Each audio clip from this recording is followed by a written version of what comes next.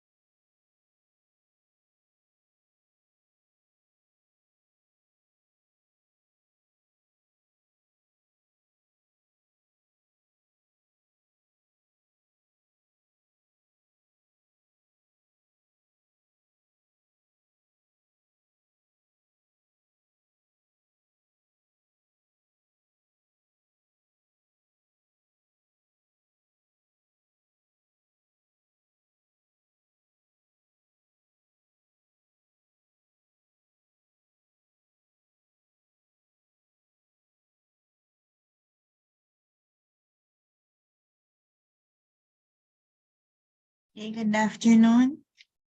Tell your classmates to join in, but we'll start the lecture. Good afternoon, Okay. Doctor.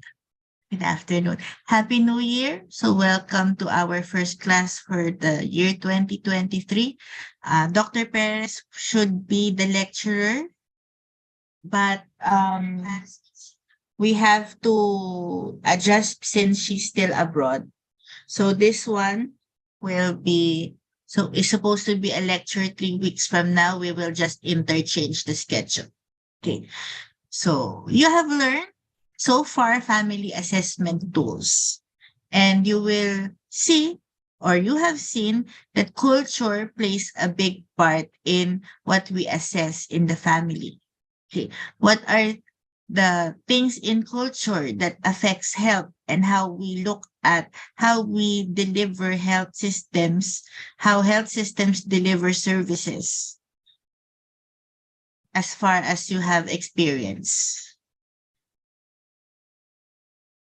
Our health practices sometimes are rooted way back in culture, what we have learned from our ancestors, our traditions. Okay.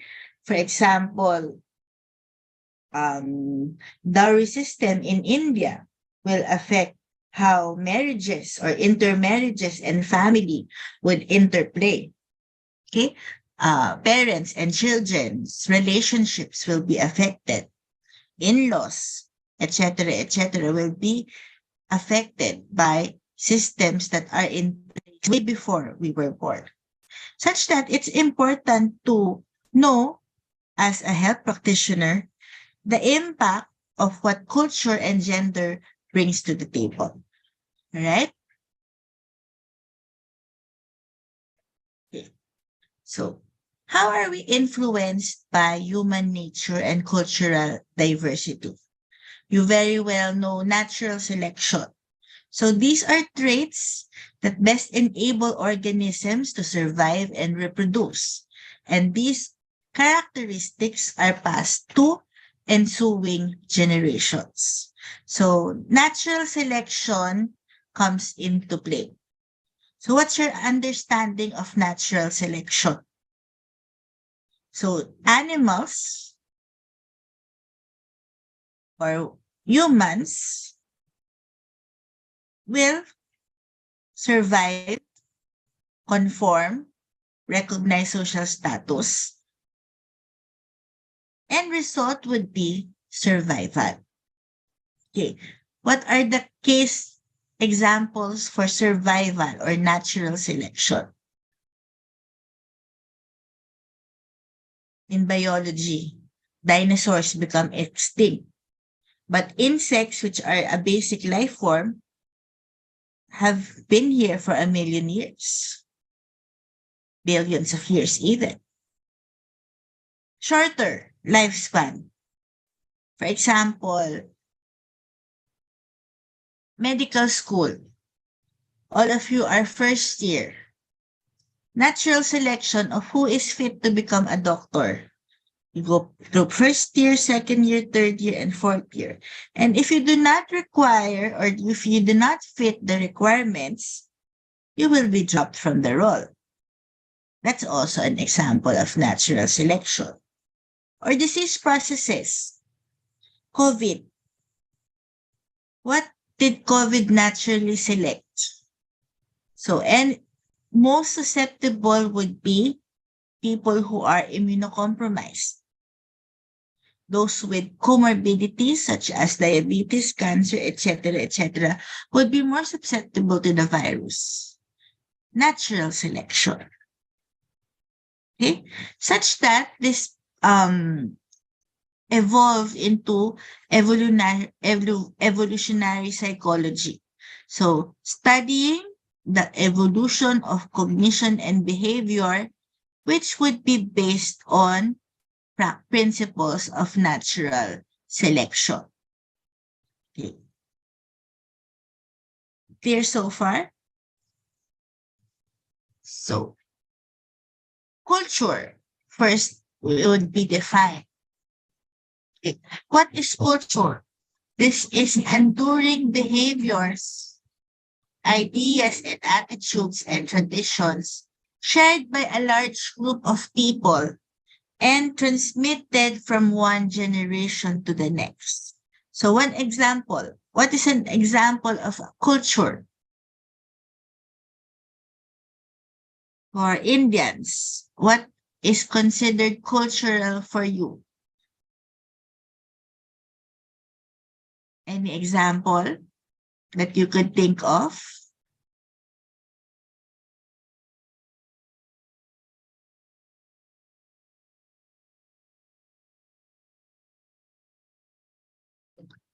Abdul Mazid. Any example of culture that you can think of?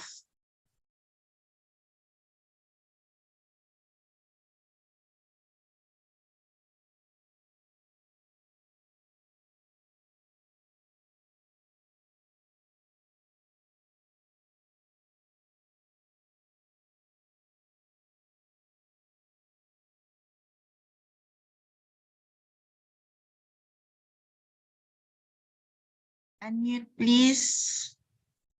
Or if you're shy, type it in the chat box. Anyone? Any example of culture that you want to share?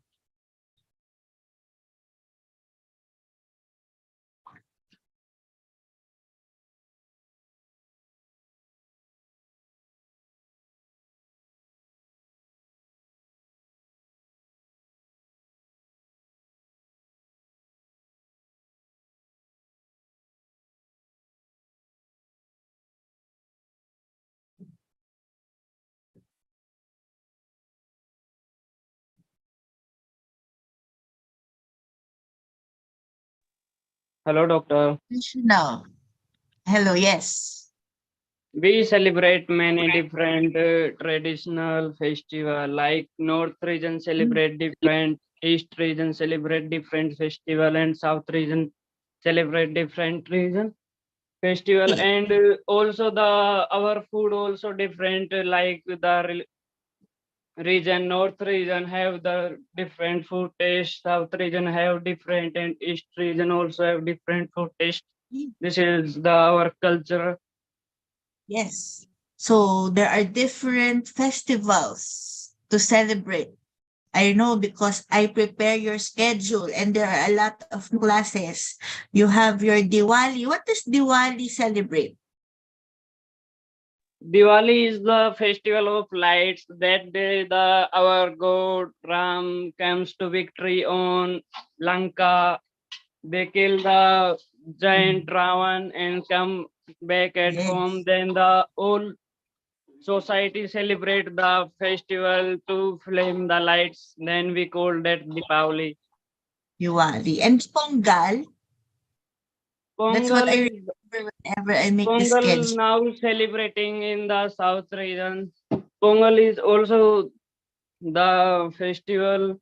There are the many activities like sports activity and the some different activity like the bull fighting, cock fighting, and many activities done in Pongal also.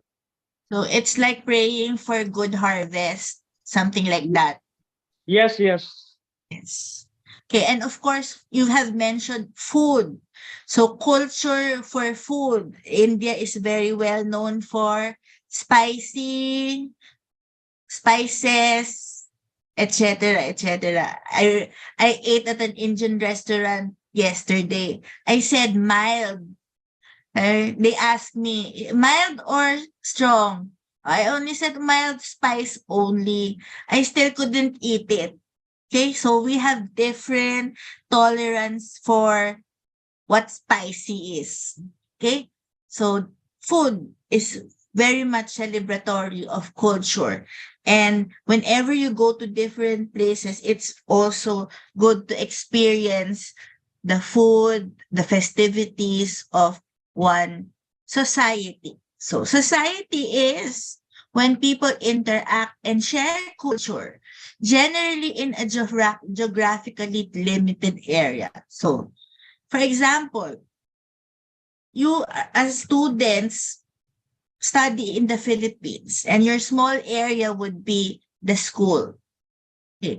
You interact with Filipinos, your teachers and your co-students or co-students of JFSM, interact with the community along Las Piñas, and you share culture.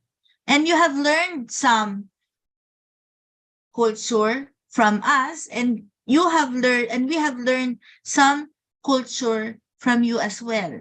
And that is like what happened between our colonizers. That's why some cultures or some nations are considered melting pots For example, we as Filipinos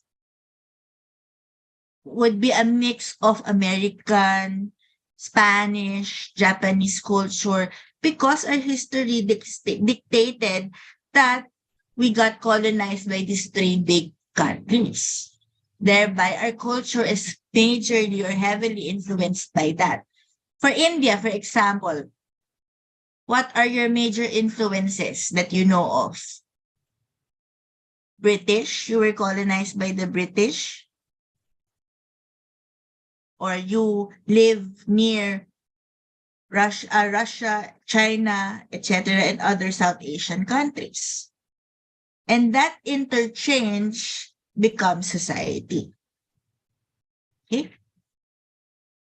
So every time there's presentation, pre-pandemic, there's a presentation every Christmas. And I always marvel whenever I see the presentations. You could see a hint of the influence of the Indian students through dance. You will see that the steps are the ones that I see in Indian dances, for example. Or some Filipinos would teach your seniors then when there were presentations to do Filipino dance or to sing Filipino songs. And vice versa. Our Filipinos would know Indian songs as well. And that is how shared culture works. And thereby produce your cultural diversity. Hence, our behavior is dictated by society, which is socially programmed, but is also affected by genetic influence. Okay.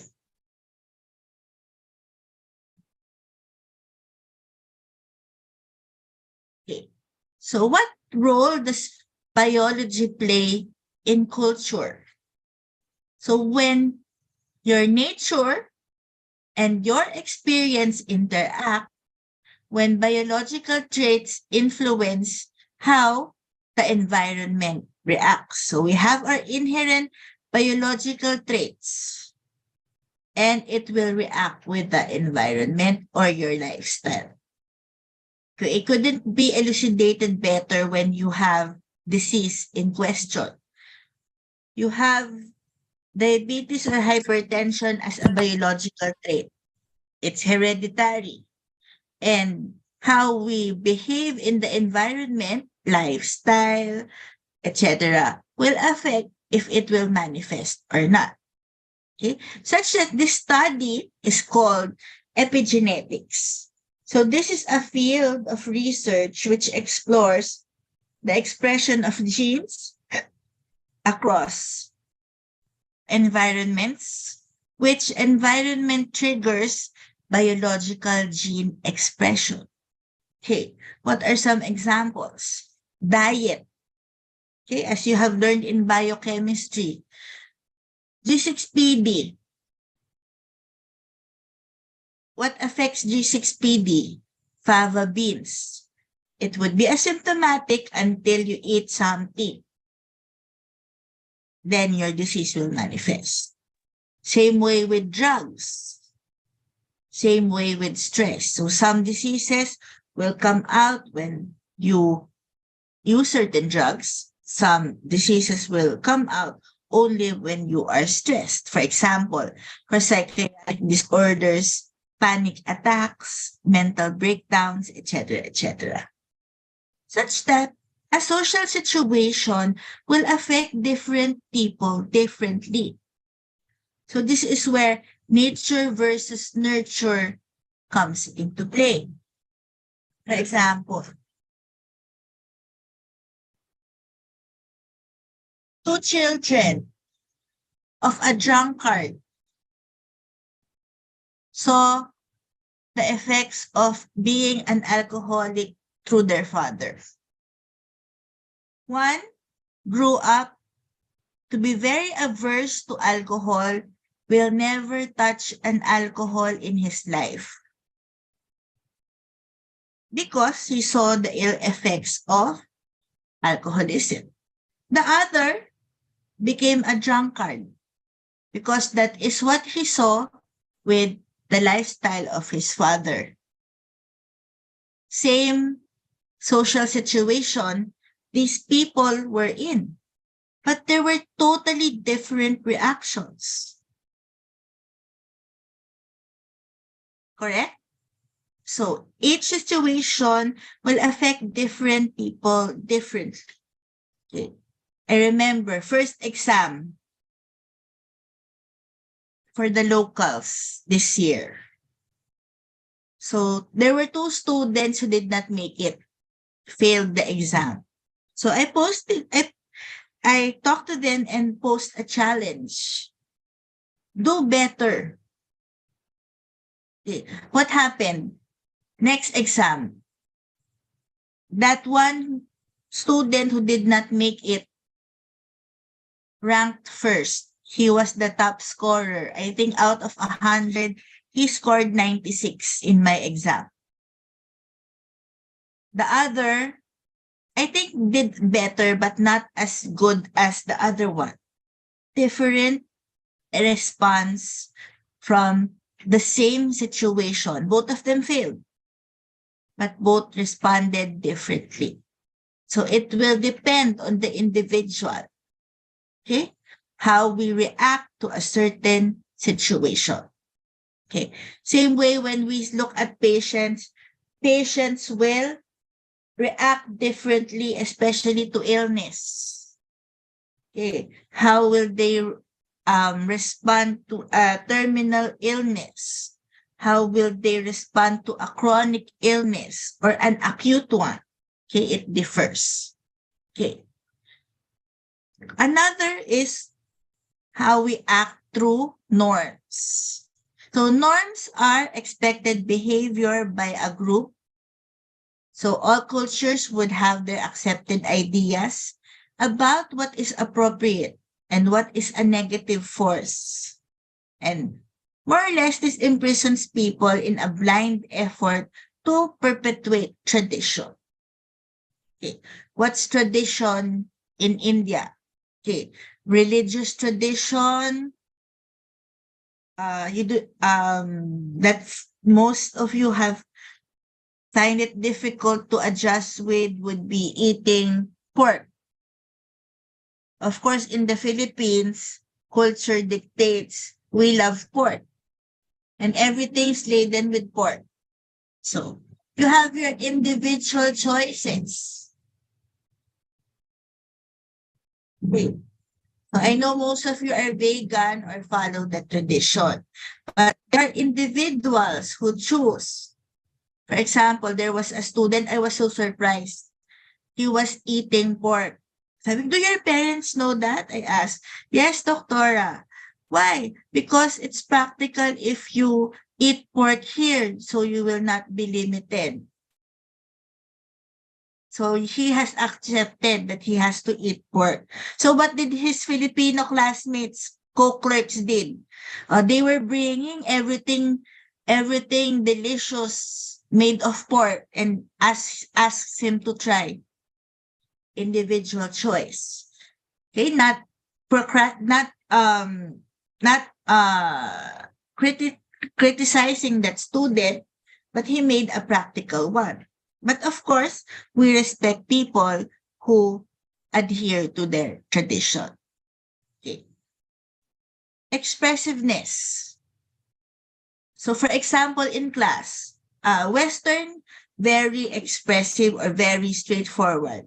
If you ask question, any questions, they will really raise their hand. For Filipinos, for Asians, usually laid back in class. What will they say? Any questions? They already have their backpacks, or handbags on their shoulders. Okay. So expressiveness also is affected how straightforward one person is or one culture. Punctuality. Like it or not, Filipinos are notorious for being late. Although I want to correct that as a person. Okay, so Punctuality. So for Westerners, you have to be on time. Latin America, not so. Rule breaking. Okay. And this is closely related to karma. They say that suffering is caused by violating social norms. And since time immemorial, it has been like this. You will see it in the Bible or religious teachings. Oh, that person is a sinner because she was infected with leprosy. Oh, that person had HIV because he violated social norms. So human suffering, you are suffering because you did something bad. And that is the root of your bad karma. And right, when there's a religion that you have, when you do something bad in your previous life, you will be born a lower life form. Okay, so you might be reborn as an insect, you might be reborn as an animal, etc., etc. Okay, so personal space. We have also different tolerance for personal space. So it will depend if you're close or if you're not. And eye contact, especially when there's hierarchy, when you have the monarchy, when you have the um, depicted in dramas, your king, you are not to look at the king straight in the eye. Some cultures shy away from eye contact. Okay? Although we have differences, of course, there are similarities. So universal would be norms of friendship, norms of traits that are good or bad, norms of social belief, norms of status, okay? Norms of incest, everywhere it's not accepted, and the norms of being at war.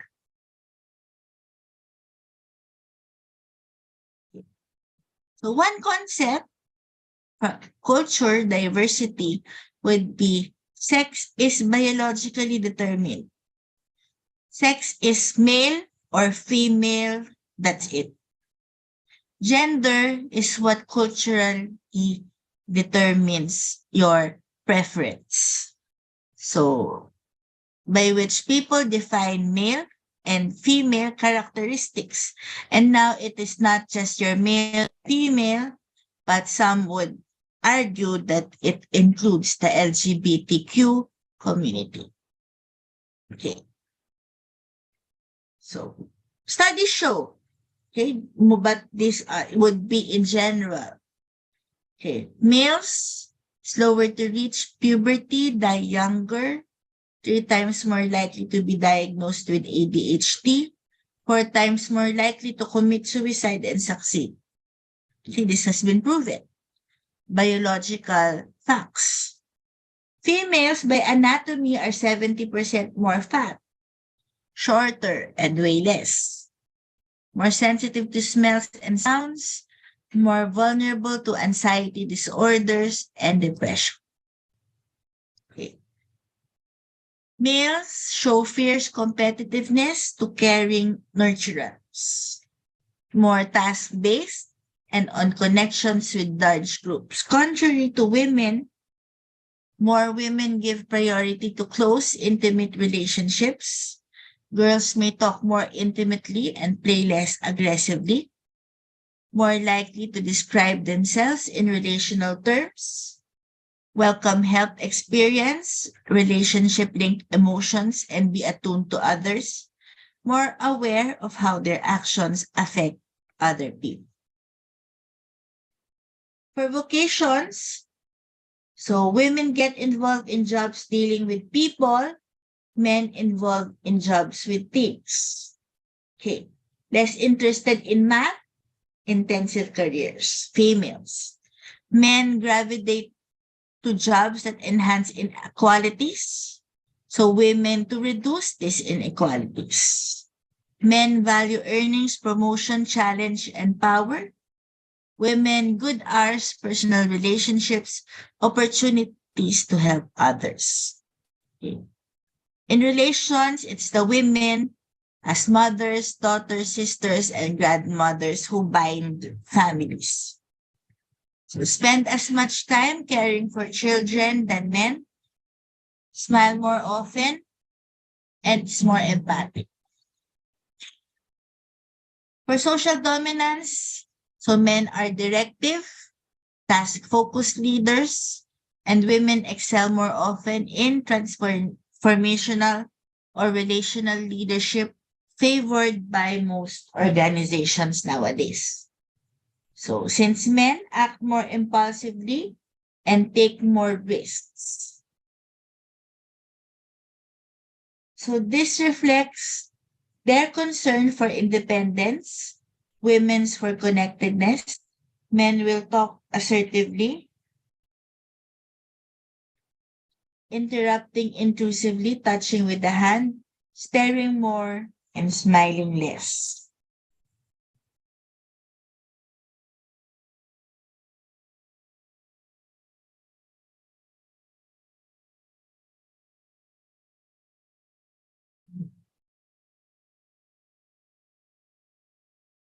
Okay. Men tend to have behavior more intending to hurt. So men would hunt, would fight, and war. Women are more likely to commit indirect aggressive acts, such as spreading malicious gossip or passive aggressive behavior. Okay. Men, if they fight, they're more direct. Women fight at the back. Sexuality, they are more likely to initiate sexual activity. Okay. Gay men report more interest in uncommitted sex, porn, respond to visual stimuli, and partner attractiveness over lesbians. Okay. They fantasize more about sex, more permissive attitudes, seek more partners, quicker to get aroused, desire sex more often, masturbate more frequently, use more porn, less successful at celibacy, refuse sex less often, take more sex, expend more resources to gain sex, and prefer more sexual variety. So for women, similar levels of self-control, but men's sexual impulses are stronger. So you could argue gender and mating preferences. Men seek out quantity, so they reproduce widely. So you will see of men having 70 children with different women, etc., etc. But that is not simply possible for women biologically because they can just carry one baby at a time, two or three at the most in general. So women seek out quality and should wisely choose, thereby protecting and nurturing the offspring in the process. So, is evolution genetic determinism? We will see later about sustainability between males and females. Okay. So, essentialism asserts that gender is rooted in biology. So historical and cultural variability of gender and sexuality is called essentialism. So it generalizes from the average, ignoring variations within gender groups. So it ignores the fact that gender norms and practices change over time. Okay. So you have your evolutionary psychology, wherein it is dictated by natural selection. Okay. So what are examples? Okay. The gender gap fueled by biology would be based on the different hormones of the body. specifically the sex binding hormones.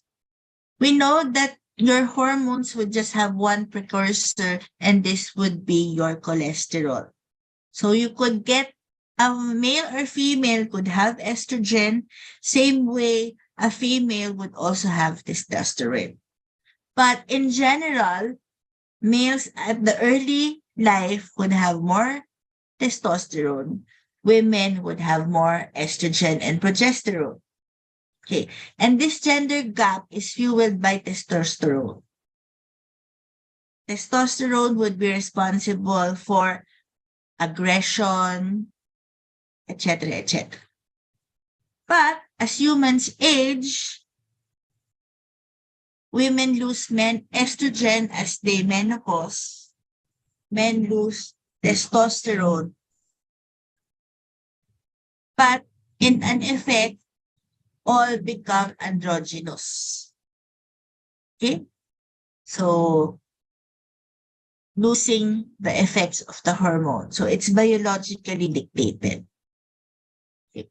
Such that your gender roles, which would be a set of behavior expectations for males and females, you ask, did culture form you to develop roots or wings? So these are common patterns of dividing labor by gender.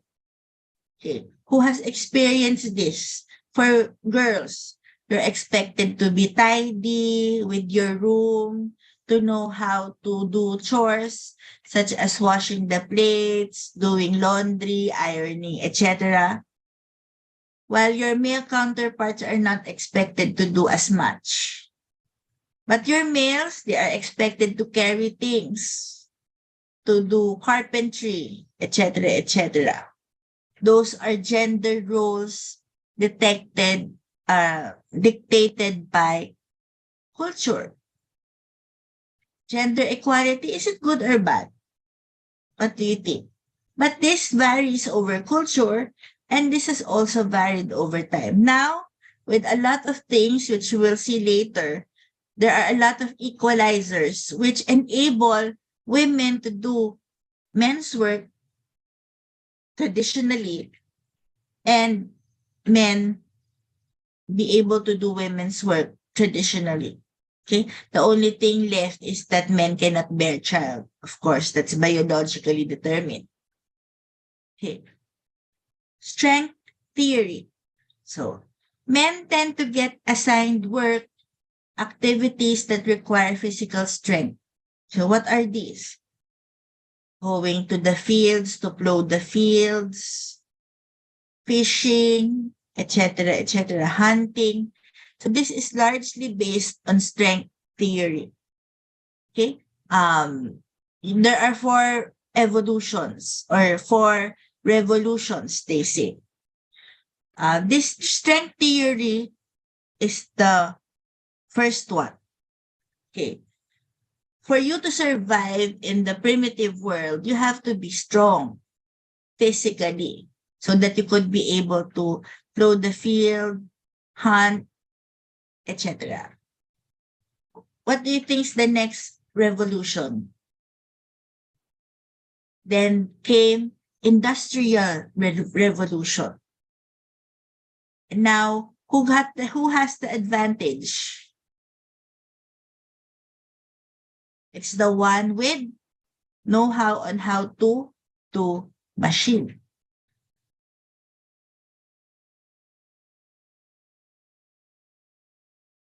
What's next?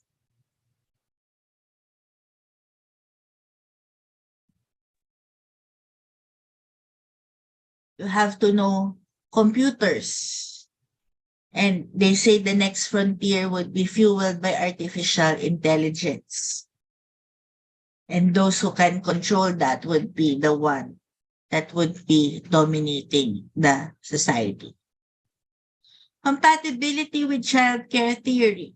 So women tend to get assigned work compatible with caring for infants and young children. So since they are with the women, with the children, they stay at home.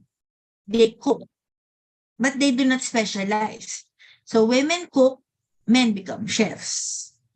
Men are full-time craft specialists because these activities are not compatible with children. They become blacksmiths, they become etc., etc.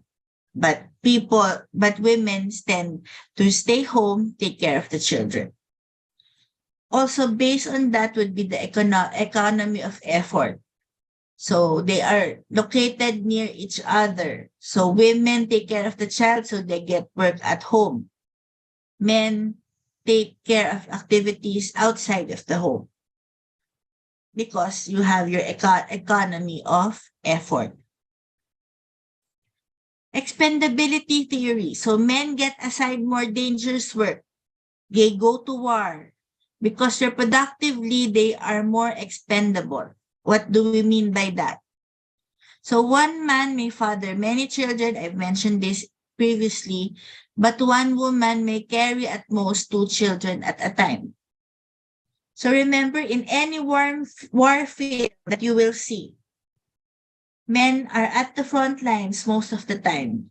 The children and women are escorted safely by men guards also. Why? Because their survival ensures the survival of their society. Men, using this theory, are expendable. Because if you leave 1 man and 9 women, next year, 9 women could get pregnant. But if you just leave 1 woman, 9 men, even if there are 9 men, you could only get 1 woman pregnant. Okay?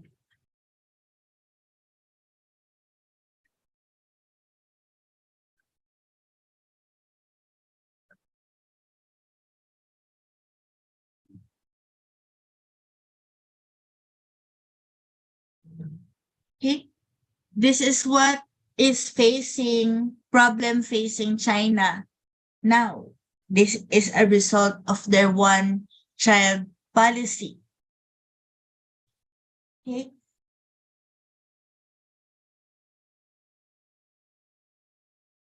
Excuse me.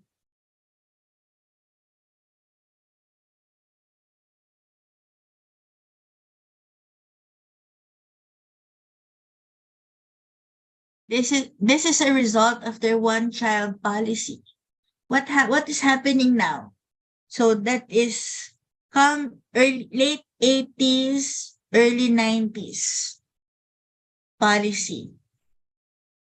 Now, because of the one child policy, there's a big difference between the male and the female population of China that's at the reproductive age. So what's the effect? There are a lot of single unmarried males with no one to co-produce with because most of the women are already married.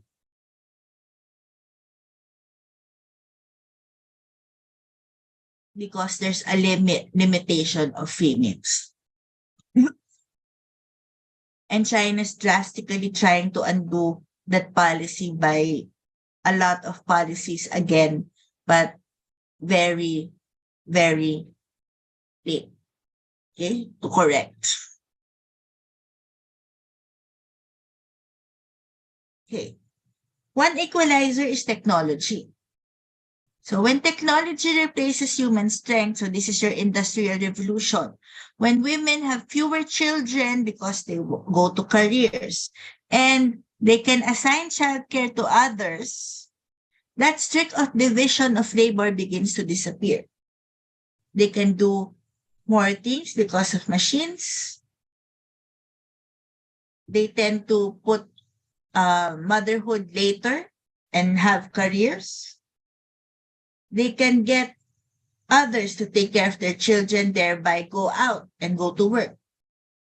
Then this division of labor begins to disappear and thereby change the status, importance of men in relation to women, still power and authority and rights and responsibilities. That is starting to change, but there's still a patriarchal dominance in some cultures. Okay? So it is starting to get equalized, but still there remains inequality such that proof of that would be there are a lot of laws that would be specifically made for women and children to protect their rights and responsibilities. Okay? I'm not saying that oppression is only for women, is only experienced by women, but most get oppressed just because they're women, notwithstanding that men get oppressed at times also. But as far as vulnerability is concerned, most women tend to be more vulnerable. Okay. So gender and sexuality, some cultures will allow premarital sex. Others would place a value on chastity. However, this would be argued with double standards. Okay. Why double standards? Women are expected to be chaste, but men are expected to have sexual prowess. And you could only, as with anything, you could only gain mastery over experience, with experience. And that's the double standards. Okay. A man with a lot of sexual experience would be clapped at even. Oh, you're desirable, women fall over you. But if you hear of a woman having a lot of sexual partners, it is frowned upon by society. And those are double standards that women face. Okay. Some controversial gender issues, Miss Universe being bisexual, now they're allowing mothers to become Miss Universe, etc., etc. And you have to, some even have a transgender competing for Miss Universe or competing in sports. So there's now a fine line or a thin line between male and female, well, who is considered male or female or gender. Okay. Culture is also peer transmitted. So the nurture assumption, parental nurture governs who their children become. And as we can see, 50% of personality is inherited. But only 0 to 10% is by parental nurturing. So where will the other 40% will come from? And that largely comes from peer influence. Because your peers are the ones that you choose to spend time with. Okay? Only up 10% of your life will you be forced with your parents. But the people you choose to be with would be your peers. So what have you learned? Values and behaviors, religious influence, you will all share with these people. And that will comprise your personality. Okay? Any questions for this afternoon?